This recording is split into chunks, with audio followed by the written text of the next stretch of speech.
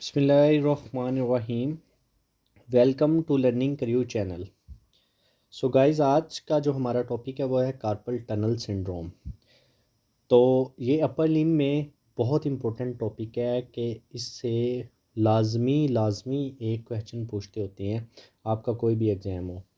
तो सबसे पहले हम देखेंगे कि कार्पल टनल क्या चीज़ है, कार्पल टनल कौन से कंटेंट से मिल के बनता है। फॉर एग्ज़ाम्पल इसमें कौन सा मसल्स आता है, इसमें कौन सी नर्व आती है, कौन सा टेंडन्स आते हैं, हमें ये पता होनी चाहिए। ठीक है, तो आइए गाइस, सबसे पहले हम इसकी डेफिनेशन देख लेते हैं कि what is carpal tunnel.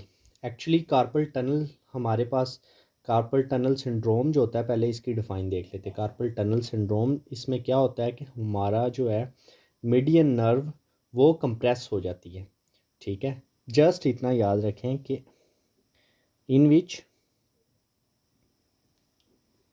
Median nerve compress, तो जिसमें हमारी मीडियन नर्व कंप्रेस हो जाएगी उस सिंड्रोम को क्या कहेंगे, कार्पल टनल सिंड्रोम कहेंगे। अब नर्व के कंप्रेस होने से जो भी उसकी मूवमेंट लॉस होगी या जो भी साइन आएंगे वो हम बाद में देखते हैं। ठीक है, तो मतलब हमने ये याद रखना है। ठीक है, तो मतलब ये बेसिकली डिफ़ाइन है कार्पल टनल सिंड्रोम की। अब हमें पहले ये पता होना चाहिए कि कार्पल टनल क्या चीज़ है, कि कार्पल टनल हम कैसे, हमें पता कि ये कार्पल टनल सिंड्रोम बनेगा। सबसे पहले हम देखते हैं कि व्हाट इज़ टनल। टनल की बेसिक डेफिनेशन वो क्या है। ये हमारे पास एक्चुअली स्पेस होती है रूफ और बेस के दरमियान। तो हम लिख सकते हैं इसको कि what is tunnel. Actually it is space between roof and base. So ये हमारे पास रूफ और बेस के दरमियान एक स्पेस होती है।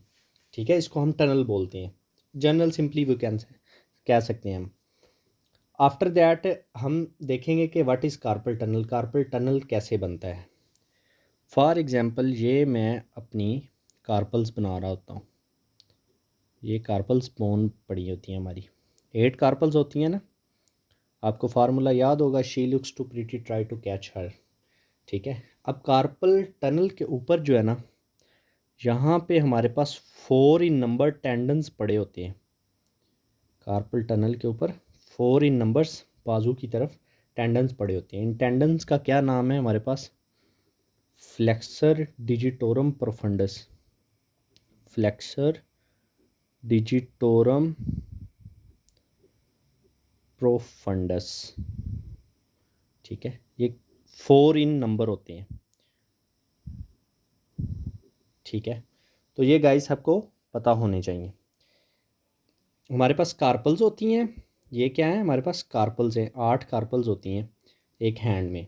ठीक है, उसके बाद हमारे पास ऊपर जो मसल जो टेंडन्स पड़े होते हैं 4, उनको क्या कहते हैं, फ्लेक्सर डिजिटोरम प्रोफंडस। अब आफ्टर दैट ये जी हमारी बेस होगी। अब हमने कहा कि टनल वो स्पेस होती है जो रूफ और बेस के दरमियान में हो। ठीक है, तो मतलब उसकी रूफ भी होगी और बेस भी होगी। ठीक है, बेस में हमारे पास कार्पल्स पड़ी हुई हैं और ये हमारे पास टनल का जो है लोअर पोर्शन है, फ्लेक्सर डिजिटोरम प्रोफंडस टेंडन्स बनाती है। ठीक है, अब इसकी रूफ जो है ना कार्पल टनल की, वो एक मसल से बनती है जिसको हम कहते हैं फ्लेक्सर रेटिकुलर मसल। क्या कहेंगे, फ्लेक्सर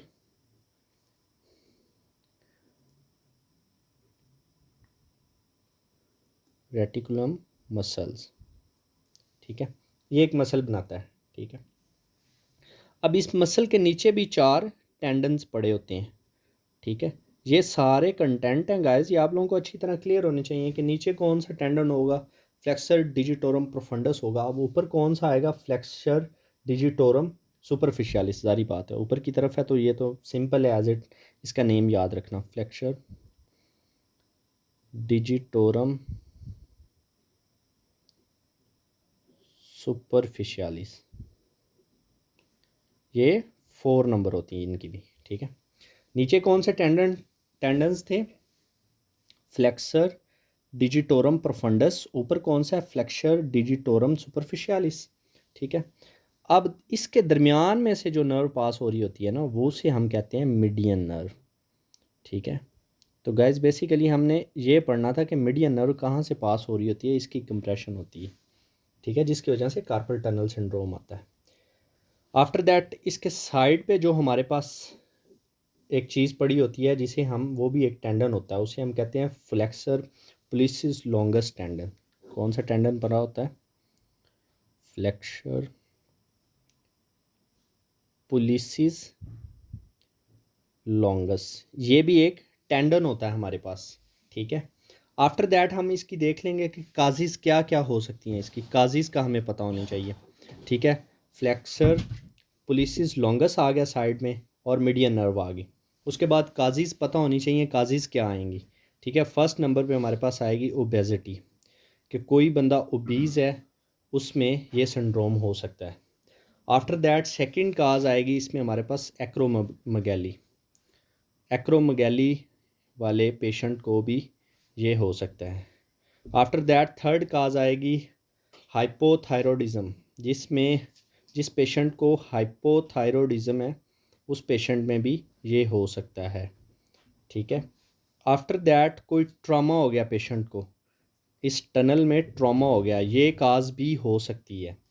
आफ्टर दैट अगर हम बात करें कि मोस्टली प्रेगनेंसी में भी सीन होता है। ठीक है, तो ये गाइस आप लोगों को इसकी ये काजेज़ क्लियर होनी चाहिए। हमने पहले क्या देखा कि कार्पल टनल सिंड्रोम क्या है। इसमें हमारे पास मीडियन नर्व कंप्रेस होती है। आफ्टर दैट इसके कंटेंट देखे, इसकी रूफ क्या, कौन सा मसल बनाता है? Flexor reticulum muscle. उसके बाद नीचे टेंडन्स कौन से पड़े होते हैं? Flexor digitorum सुपरफिशियालिस। उसके बाद नीचे मीडियन नर्व आ जाती है, जिसकी बेसिकली हम बात कर रहे हैं। आफ्टर दैट साइड पे भी एक टेंडन पड़ा होता है जिसका नाम है फ्लेक्सर पुलिसिस लॉन्गस। उसके बाद नीचे जो इसके टेंडन्स 4 इन नंबर होते हैं, उसे हम कहते हैं flexor digitorum profundus. After that carpals आती हैं। ठीक है, उसके बाद हमने काजीज़ पढ़ी। इसकी काजीज़ क्या हैं? Obesity, acromegaly, hypothyroidism, trauma and pregnancy. ठीक है, तो ये काज आप लोगों को पता होनी चाहिए।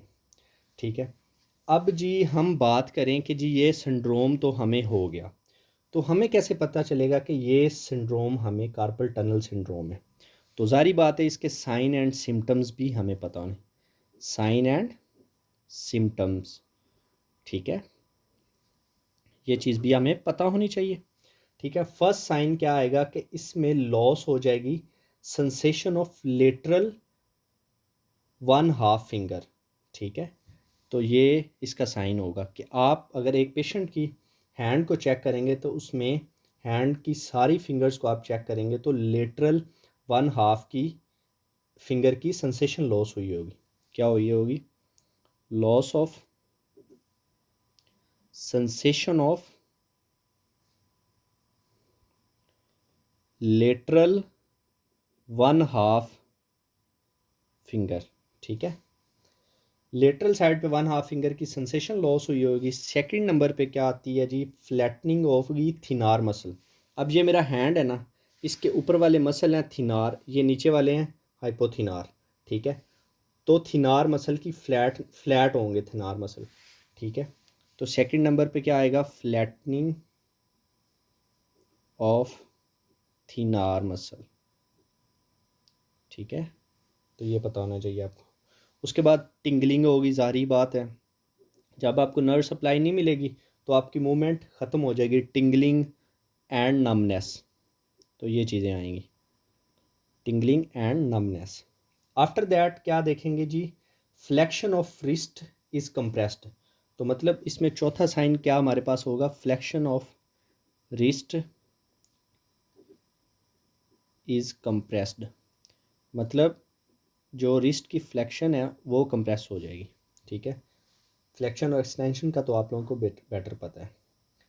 आफ्टर दैट अगर हम बात करें कि how can we treat that type of the patient, कि कैसे हम पेशेंट इसको ट्रीट करेंगे। एक पेशेंट को कार्पल टनल सिंड्रोम है, उसकी ट्रीटमेंट हम कैसे करेंगे? तो सिंपल है, इसके 3 मेथड हैं ट्रीटमेंट करने की। फर्स्ट हम जो करते होते हैं वो डी कंप्रेशन सर्जरी होती है, क्योंकि हमने पढ़ा ये कंप्रेशन हो जाता है इसमें मीडियन नर्व का। तो फर्स्ट जो ट्रीटमेंट है वो क्या होगा, डी कंप्रेशन स्टडी सॉरी। तो सेकंड नंबर पे जो इसका ट्रीटमेंट है, हम सम टाइम पेशेंट को एनसिड और एनसिड के साथ हम जो है स्टीरॉयड एडवाइस करते हैं पेशेंट को, तो इससे भी पेशेंट ठीक हो जाता है। थर्ड नंबर में जो इसका हम ट्रीटमेंट करते हैं वो फिजियोथेरापी होती है, ठीक है। फिजियोथेरापी सेपरेट डॉक्टर होते हैं, वो स्पेशल टाइप की थेरापी होती है जिससे इस सिंड्रोम को रिवेल किया जा सकता है। सो गाइज, ये एक बहुत इंपॉर्टेंट टॉपिक है और इसमें से मोस्टली क्वेश्चन आता होता है। तो कार्पल टनल सिंड्रोम है, इसमें क्या होता है कि मीडियन नर्व की कंप्रेशन होती है, ठीक है। सिंपल आपने बात याद रखनी है और उसके बाद आपने इसके कंटेंट याद रखने हैं। फर्स्ट रूफ जो बनाई फ्लेक्सर रेटिकुलम मसल, उसके बाद फ्लेक्सर डिजिटोरम प्रोफंडस, साइड पे क्या आ गया फ्लेक्सर पुलिसिस लॉन्गस, उसके बाद मीडियन नर्व गुजर रही है यहाँ से, तो इस ये नर्व है फॉर एग्जांपल, इसकी कंप्रेशन होगी जिसकी वजह से ये सिंड्रोम होगा। आफ्टर दैट हमने काजिज़ की बात की, ओबेसिटी, एक्रोमेगैली, हाइपोथायराइडिज्म, उसके बाद trauma and then pregnancy. After that अगर हम साइन एंड सिम्टम की बात करें तो हमने पढ़ा loss of sensation of lateral one half of finger, उसके बाद flattening of thin arm muscle हो जाता है, टिंगलिंग एंड नमनेस हो जाती है। आफ्टर दैट अगर बात करें तो फ्लेक्शन ऑफ रिस्ट हो जाता है, कंप्रेश हो जाता है। तो ट्रीटमेंट में हमने तीन तरीके पढ़े हैं इसको रिवेल करने के। First is D compression surgery, मतलब इसको डी कंप्रेस कर देंगे, जारी बात है कंप्रेशन की वजह से ये सिंड्रोम बना है। आफ्टर दैट सेकंड जो ट्रीटमेंट हम करते हैं एनसिड प्लस स्टीरॉयड देते हैं। उसके बाद थर्ड नंबर पे हम फिजियोथेरापी करते हैं। तो गाइज़ ये आपको लोगों को पता होना चाहिए, ये बहुत इंपॉर्टेंट टॉपिक है। So guys, thank you so much for watching my video. अगर आपको कोई मतलब इसमें कमी कुताही लगे तो ज़रूर मुझे कमेंट में बताएं।